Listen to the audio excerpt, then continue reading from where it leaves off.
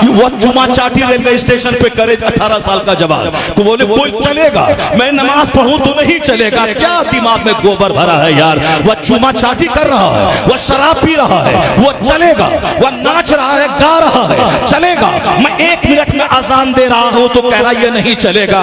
मैं सजदा कर रहा तो बोलता नहीं चलेगा। तो क्या चलेगा? शराब चलेगी, डांस चलेगा, जिना चलेगा, रेप चलेगा, मर्डर चलेगा। जब दुनिया के लोग इतना घटिया हो जाएं कि जब रेप पे राजी हो जाएं, जिना पे राजी हो जाएं, बलात्कार पे राजी हो जाएं, तब इंसान कहां से ढूंढोगे? डॉक्टर की सूरत में जानवर, मिनिस्टर की सूरत में जानवर, इंजीनियर की सूरत में जानवर, प्रिंसिपल की सूरत में जानवर, डीएम की सूरत में जानवर, तो इंसान कहां मिलेगा? ये जो कलकत्ता के आरजीकर मेडिकल कॉलेज में एक एमबीबीएस करने वाली लड़की के साथ हॉस्पिटल में उसका रेप जो हुआ, जो उसका मर्डर जो हुआ, ये क्या हुआ? कोई गांव देहात के मुसहर टोला में हुआ है। एमबीबीएस करने वाली मेडिकल कॉलेज में उसके साथ रेप हुआ है। ये जो दिल्ली में हॉस्टल में हुआ, क्या वो देहात में कोई संथाल के टोले में हुआ है? साहब पढ़े लिखे हो, जो मुजफ्फरपुर में बिहार में जहां जिस औरतों के शेल्टर रूम का सिलसिला मिनिस्टरों से जुड़ा हुआ था, क्या वो जाहिल लोगों ने किया है? ये जो कोर्ट में रेप, थाने में रेप, रेल में रेप, हवाई जहाज में रेप, स्कूल में रेप, कॉलेज में रेप, हर जगह जो रेप हो रहा है, ये रेप करने वाला है कौन? ये रेपिस्ट कौन है? ये रेपिस्ट वही है जो फिजिक्स तो पढ़ा, केमिस्ट्री तो पढ़ा मगर अल्लाह का डर दिल में नहीं आया, मुस्तफा के तरीके पे नहीं है, इंसान नहीं बना। ये तमाम दरसगाह है 2 टाका कमाने वाले डॉक्टर को जन्म दे रही है। एक दरसगाह है ये मदरसा, जहां पहले दिन से लेके आखिरी दिन तक यही बताया जाता है ये हराम है, ये हलाल है, ये जायज है, ये नाजायज है, ये लीगल है, ये इलीगल है, ये जायज करें या नहीं करें, ये डूज या डोंट यही सिखाया जाता है। तो इंसान बनाने की फैक्ट्री है ये मदरसा। इस मदरसे को मालदारों ने उजाड़ दिया कि मेरा बच्चा मदरसे में पढ़ने के बाद खाएगा क्या, और काफिरों ने इसे आतंकवादी का अड्डा कहा। वो चुमा चाटी रेलवे स्टेशन पे करे 18 साल का जवान तो बोले कोई चलेगा, मैं नमाज पढ़ूं तो नहीं चलेगा। क्या दिमाग में गोबर भरा है यार। वह चुमा चाटी कर रहा है, वह शराब पी रहा है, वो चलेगा। वह नाच रहा है, गा रहा है, चलेगा। मैं 1 मिनट में अजान दे रहा हूं तो कह रहा ये नहीं चलेगा। मैं सजदा कर रहा तो बोलता नहीं चलेगा। तो क्या चलेगा? शराब चलेगी, डांस चलेगा, जिना चलेगा, रेप चलेगा, मर्डर चलेगा। जब दुनिया के लोग इतना घटिया हो जाएं कि जब रेप पे राजी हो जाएं, जिना पे राजी हो जाएं, बलात्कार पे राजी हो जाएं, तब इंसान कहां से ढूंढोगे? डॉक्टर की सूरत में जानवर, मिनिस्टर की सूरत में जानवर, इंजीनियर की सूरत में जानवर, प्रिंसिपल की सूरत में जानवर, डीएम की सूरत में जानवर, तो इंसान कहां मिलेगा? इंसान पैदा करने की फैक्ट्री है यह मदरसा। मदरसे को तुमने आतंकवादी का अड्डा कहा, तुमने अपने बच्चों को पढ़ाना छोड़ दिया। जब प्रोटेक्शन घट जाएगा, जब पैदावार घट जाएगी आदमी की, तो समाज शैतानों से भर जाएगा। आज जो समाज गुंडे से, शराबी से, जिनाकार से भरा है, क्यों? इंसान बनाने की फैक्ट्री मदरसा कमजोर हो गया। अगर तुम चाहता है कि दोबारा समाज वली से भर जाए, कुतुब से भर जाए, अब्दाल से भर जाए, नमाजी से भर जाए, नेकों से भर जाए, तो दोबारा इस फैक्ट्री को आबाद करना होगा। और जिस दिन यह फैक्ट्री इंसान बनाने वाली फैक्ट्री आबाद हो गई तो चोरों की तादाद घटेगी, शरीफों की तादाद में इजाफा हो जाएगा। नारे तकबीर, नारे रिसालत, नारे गौसियत, मसलकी आला हजरत, फैजानी आला हजरत, हजरत अल्लामा मुफ्ती शहरियार रज़ा साहिब क़िबला, जश्न दस्तारबंदी। रोने की जरूरत नहीं है। चोर जो पैदा हो रहे गाँव में, एक डॉक्टर है आपके अमरोहा, डॉक्टर एमबीबीएस है, एमडी किया हुआ है।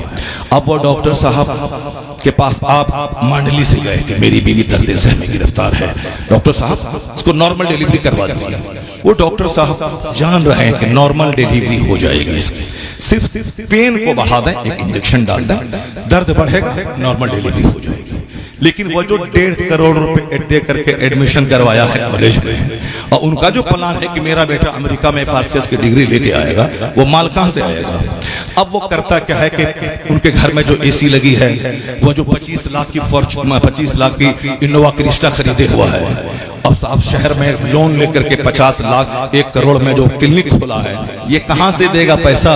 तो अब वो उसी पैसे और EMI को अदा करने के लिए इंसानियत का कपड़ा उतार के जानवर का कपड़ा पहनता है। अब कहता है कि नॉर्मल डिलीवरी नहीं होगी, तेरा बच्चा मर जाएगा या तेरी बीवी मर जाएगी। 1 घंटे के अंदर ऑपरेशन नहीं हुआ, सिजरिंग नहीं हुई तो जच्चा भी मरेगी, बच्चा भी मरेगा। ये बेचारा घबराया, दौड़ के आया घर। जमीन थी तो बेच दिया, नहीं जमीन थी तो मकान बेच दिया, मकान गिरवी रख दिया। अपने घर गांव के मालदारों के सामने सोना चांदी गिरवी रखा। 1 लाख रुपए डॉक्टर को दिया, डॉक्टर ने सिजरिंग कैंची चलाई। अब जो 2-3 बच्चा पैदा करने वाली औरत थी बेचारी 1-2 पे आउट हो गई। जिनका बच्चा डीएम बनने वाला था, नेक इंसान बनने वाला था, मुजाहिद बनने वाला था, उसको 2 ही बच्चे पे सीमित कर दिया और एक गरीब की जमीन बेचवा दी।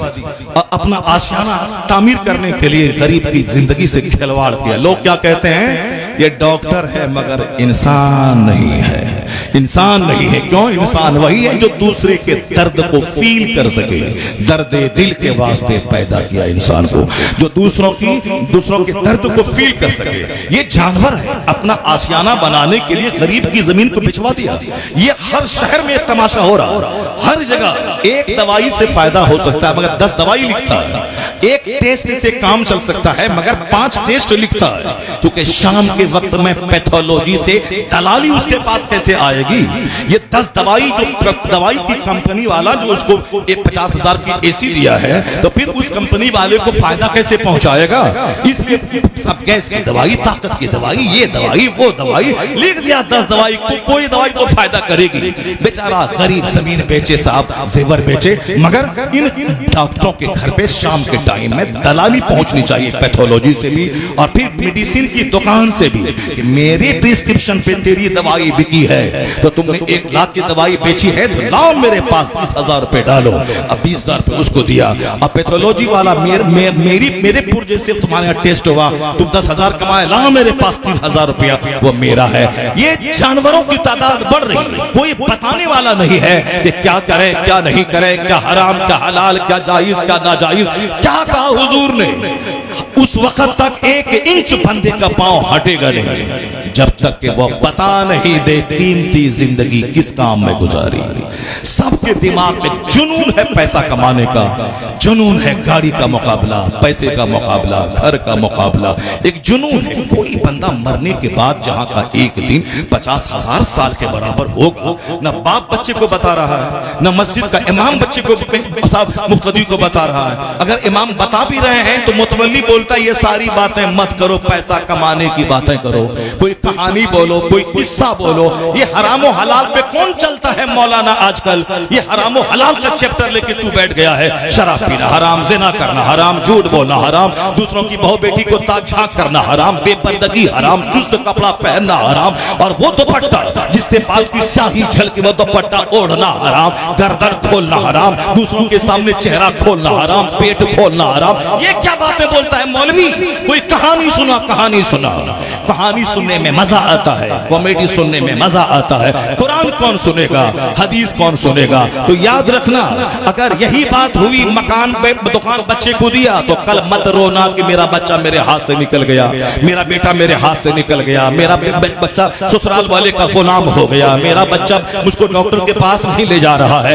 100% कसूर उस बाप का है जिसका बेटा आज नाफरमान हो गया, जो माँ बाप को आंख दिखला रहा है, जो अपने बेटे को डांट नहीं सकता है, जो अपनी बीवी अपने ससुराल वाले का गुलाम होकर अपनी माँ और अपने बाप को मारता है। ये 100% कसूर उसी माँ बाप का है। कौन माँ बाप का? जिसने कहा था मौलाना के चक्कर में मत पड़ना वरना जवानी में दाढ़ी रखवा देगा, मौलाना के चक्कर में मत पड़ना वरना ये कुर्ता पायजामा पहना देगा, मौलाना के चक्कर में मत पड़ना वरना जवानी में पगड़ी पहना देगा, कोई तुझको बेटी नहीं देगा, बोलेगा चेहरे पे जंगल है, कोई बेटी तो अपनी बेटी तुझको नहीं देगा। यही माँ बाप है जो मौलाना के पास जाने से रोका था। कहा था सुबह सवेरे इस कोचिंग में जाना है, शाम उस कोचिंग में जाना है, इसकी फिजिक्स बड़ी अच्छी है, ये एक्सपर्ट इन फिजिक्स है, ये एक्सपर्ट इन इंग्लिश है, ये एक्सपर्ट इन बायोलॉजी है, ये एक्सपर्ट इन फिजिक्स केमिस्ट्री है, ये expert in GK GS computer science है। उस एक्सपर्ट के पास, यहाँ वहां मौलवी के पास मत जाना, दूर से सलाम कर देना। अब जब इंजीनियर बनने के बाद माँ बाप को 2-4 तमाचा मारना शुरू किया, डीएम बनने के बाद माँ बाप को साफ मारना शुरू किया, घर से भगाना शुरू किया। किसी अहमदाबाद की लड़की से प्यार हुआ, उसी के साथ अहमदाबाद में संसार दुनिया बसा लिया। बूढ़ा माँ बाप मंडली में जमीन बेच के पढ़ाया था, वो तो अपने क्लासमेट से शादी करके वहां होते मैं तेरे देहात नहीं जाऊंगी। माँ बाप छोड़ दे मगर उसको नहीं छोड़े। एक लड़की जिसको तलाक भी दे सकता है, जिसको छोड़ सकता है, जिसको शादी नहीं कर सकता है, क्योंकि एक नहीं 4 शादी बंदा कर लेगा, मगर एक माँ अगर छूट गई तो जिंदगी में दूसरी माँ नहीं मिलेगी। एक बाप छूट गया जिंदगी में दूसरा बाप नहीं मिलेगा। मगर ये जमीर फरोश अपने माँ बाप को छोड़ देता है। एक लड़की का चेहरा देख करके अपना समाज छोड़ दिया, माँ बाप छोड़ दिया, चला गया। इसका कसूरवार वो माँ बाप है जिसने बोला था मौलवी के चक्कर में मत पड़ना, मौलवी के चक्कर में नहीं पड़ा तो अब बेटा हाथ से निकल गया। अगर तुम सुबह शुरू से कह देते कि मौलाना से मुसाफा करना, मौलाना की हदीस सुनना, मौलाना के पास बैठकर आधा घंटा हदीस दीन सुनना, ये मौलाना नहीं बोलता कि माँ को मारना, बाप को मारना, ये मौलाना वो हदीस सुनाएगा बेटा कुछ भी हो जाए। ये माँ बाप तेरे लिए जन्नत और दोज़ख दोनों है। माँ बाप की तौहीन हुई तो जहन्नम, माँ बाप की इज्जत हुई तो जन्नत। एक दिन में 100 बार माँ को देखेगा, हज्जे मबरूर का अजर मिलेगा। माँ के पाँव को चूमेगा, जन्नत की चौखट चूमने का मजा मिल जाएगा। बाप का हाथ चूमेगा, जन्नत की खुशबू महसूस होगी। ये मौलाना उनको ये सिखाता। तो बच्चा सारी जिंदगी वो चाहे कुछ भी हो मगर माँ बाप को नहीं छोड़ता। अगर कोई लड़की कहती कि मेरा चेहरा चाहिए, माँ बाप को छोड़ना होगा, तो ये लड़का जो मौलाना के पास आता जाता है वह उसके चेहरे पे थूक देगा और कहेगा तुम नहीं मिलेगी तो अल्लाह 4 बीवी हमको दे देगा। एक माँ नहीं मिली तो कोई दूसरी माँ नहीं मिल पाएगी, बाप नहीं मिल पाएगा। इसलिए आलिमों के पास आने जाने दे। अगर आलिम के पास तेरा बच्चा आएगा तो ओल्ड एज होम में तू नहीं जाएगा, तेरा पांव चूमा जाएगा, तेरी पेशानी चूमी जाएगी, तेरा चेहरा देखा जाएगा। सुभान अल्लाह, नारे तकबीर, नारे रिसालत, नारे गौसियत, मसलके आला हज़रत। बिहार की कहानी नहीं, इसी तुम्हारे उत्तर प्रदेश के मुरादाबाद, बगल में यहाँ मुरादाबाद है, मुरादाबाद की कहानी। एक अरबपति का बेटा मौलाना के पास आते जाते तकरीर सुनते सुनते मौलाना से दोस्ती करते हुए चेहरे पे दाढ़ी रख लिया। बहुत अरबपति का बेटा था, चेहरे पे दाढ़ी रख लिया। अरबपति का बेटा था, खूबसूरत तो था ही, कॉलेज में पढ़ रहा था। मौलाना के पास आते जाते दाढ़ी रख लिया, नमाज पढ़ने लगा। कॉलेज जाता था, ग्रेजुएशन वहां से कर लिया, पोस्ट ग्रेजुएशन पीजी वहां से कर लिया, कॉलेज से पढ़ा। मौलाना के पास आते जाते मोहब्बत दोस्ती की वजह से दाढ़ी रख लिया। सुन्नत की फजीलत सुनते सुनते शादी लगी दूसरे बड़े अरबपति के बेटे से। साहब पीतल का कारोबार है, एक्सपोर्ट हो रहा है। अब ये किसी गरीब घर में थोड़ी शादी करेगा, इसका ये भी एक्सपोर्टर है। अब उनके घर में रिश्ता लगा, लड़की खूबसूरत हुई, पढ़ी लिखी, लड़की को लड़का पसंद था, घर वालों को पसंद था, मगर लड़के के चेहरे की दाढ़ी उसको अच्छी नहीं लग रही थी। उन्होंने अपनी अम्मी से कहा कि अब्बा से कह दो कि सब ठीक है मगर दाढ़ी हमको अच्छी नहीं लगती है। पंजाब की खूबसूरत औरत, पंजाब की खूबसूरत औरत, स्मार्ट एंड साफ, ब्यूटीफुल और लंबी और पढ़ी लिखी, हायर एजुकेशन, उसके बावजूद पंजाब की बेटियां पगड़ी, बड़ी पगड़ी, हमसे डबल पगड़ी पहनने वाला सीख, हमसे बड़ी दाढ़ी रखने वाला सीख। उनका चेहरा दाढ़ी देखिए, 18 साल का जवान है, दाढ़ी कितनी लंबी है, उनके सर पे पगड़ी कितनी बड़ी है, डबल पगड़ी हमसे उसके ऊपर में है। मगर उसकी खूबसूरत बेटियां, पढ़ी लिखी बेटियां, डीएम बेटियां, एसपी बेटियां, मैनेजिंग डायरेक्टर बेटियां उसी जंगल वाले से शादी करती है। चेहरे पे जंगल है, मगर हमारी सड़ी हुई बेटियां जो गरीब घर की सड़ी हुई, जिसको न दुरूद ताज याद है, न दुरूद नज़विया याद है, न सूरह यासीन याद है, न सूरह मुल्क याद है, न सूरह दुखान याद है, न सूरह मुज़म्मिल याद है, उसके बावजूद घमंड है स्कूल में 8 क्लास पढ़ लिया हो गया, ये दाढ़ी वाला नहीं चाहिए। सड़ी हुई बेटियां वो उस पंजाब की हायर एजुकेशन वाली लड़की से सबक हासिल करे, क्योंकि वह पढ़ी लिखी है, उनके मजहब ने वही सिखाया है। इसीलिए मजहब के एतबार से चूंकि उसका प्रधानमंत्री मनमोहन सिंह, उनके सर पे पगड़ी, उनके चेहरे पे दाढ़ी, मनमोहन सिंह प्रधानमंत्री बन गए। ज्ञानी झील सिंह, उनके सर पे पगड़ी, चेहरे पे दाढ़ी, वो साफ हिंदुस्तान के प्रेसिडेंट बन गए। बूटा सिंह सर पे पगड़ी, चेहरे पे दाढ़ी, वो हिंदुस्तान के साफ वजीर दाखिला बन गए, वो गृह मंत्री बन गए। विक्रम सिंह जो साफ सर पे पगड़ी, चेहरे पे दाढ़ी, वह फौज के सरबराह बन गए। तो दाढ़ी रख के फौज का जनरल बन गया, दाढ़ी पगड़ी रख के प्रधानमंत्री बन गया।